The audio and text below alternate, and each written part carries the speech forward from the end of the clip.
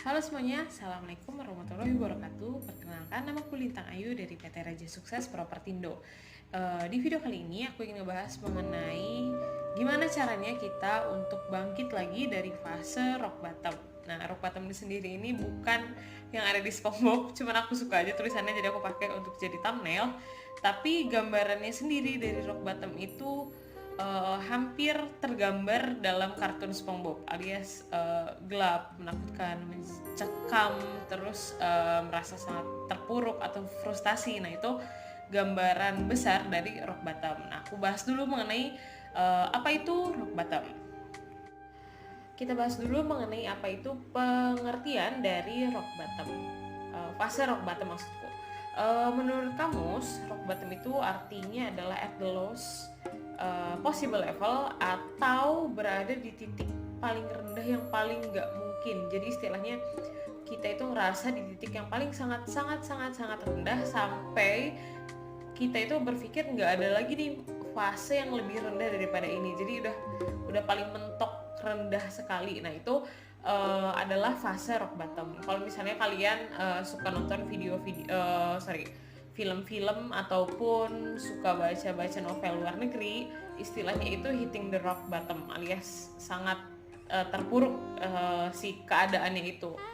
Nah, masing-masing orang itu memiliki penyebab dari fase rock bottom itu beda-beda. Jadi ada yang bisa karena keluarga, ataupun karena pekerjaan, ataupun karena pertemanan dan lain-lain. Tapi satu hal yang sama itu mengenai sama-sama semuanya itu mengenai kegagalan dari suatu hubungan atau suatu usaha. Misalnya kayak kegagalan dalam berumah tangga, atau kegagalan dalam berteman, ataupun kegagalan di dalam pekerjaan. Jadi semua kegagalan itu bisa menjadi pemicu awal dari kita kalau misalnya kita sampai memasuki fase rock bottom. Mungkin teman-teman yang nonton video ini udah pernah mengalami fase tersebut, ataupun sedang bahkan mengalami fase ini.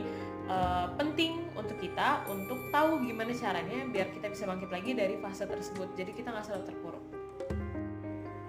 Oke, jadi gimana caranya biar kita bisa keluar dari fase rock bottom itu?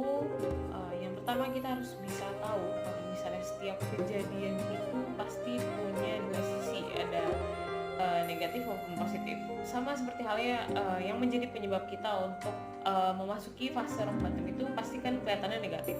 Tapi kalau misalnya kita bisa menilik lebih jauh, sebenarnya itu di setiap kejadian itu pasti ada sisi positifnya juga. Jadi walaupun kita nggak bisa menyadarinya itu pada saat kita berada di fase tersebut, cuman kita harus bisa meyakini diri sendiri kalau misalnya dalam fase tersebut pun bakal ada sisi positif yang akan kita terima atau akan kita rasakan. Lalu yang kedua itu kita bisa jadikan apa ya istilahnya, fase tersebut itu menjadi pengalaman untuk pembelajaran. Jadi yang kita tahu kalau misalnya kita mengalami satu kegagalan sampai kita frustasi dan kita mengalami fase rock bottom tersebut, pasti ada pembelajaran di balik itu semua. Jadi kita harus tetap apa ya istilahnya positif. Kita harus bisa meyakinkan diri kita sendiri kalau misalnya itu semua itu ada pembelajarannya, walaupun minimumnya itu cuman memperkuat mental kamu, alias cuman apa ya istilahnya, kamu jadi belajar untuk lebih tegar.